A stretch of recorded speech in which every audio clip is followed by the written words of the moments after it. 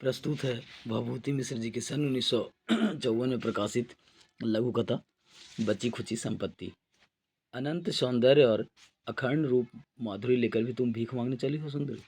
कहते हुए धनी युवा की सतृष्ण आंखें उसके मुखमंडल पर जम गई। वह मुस्कुराने लगा और साथ ही साथ विचित्र भाव भंगिमा भी दिखलाने लगा। युवती के कोमल कपोल रोष और लज्जा से लाल लाल हो उठे। उसकी आंखें पैरों के नीचे भूमि में छिपे किसी सत्य के अन्वेषण में लग गई।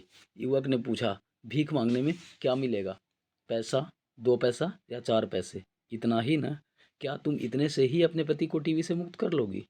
याद रखो, यह राज रोग है और इसकी चिकित्सा के लिए चाहिए रुपया, काफ़ी रुपए। तो फिर मैं क्या करूं बाबूजी? दबे स्वर में युवती ने पूछा।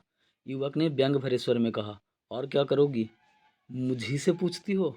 यह सरस अधर, सुरीला कंठ स्वर, कोमल बाँ किस दिन ये काम देंगे? कहता हूँ, हाथ फैलाओगी तो तांबे के टुकड़े पाओगी और वहाँ फैलाओगी तो पाओगी हीरे जवाहर। इतना कहकर युवक ने अपनी तिजोरी खोल दी। उस रमणी ने उन्हें देखा।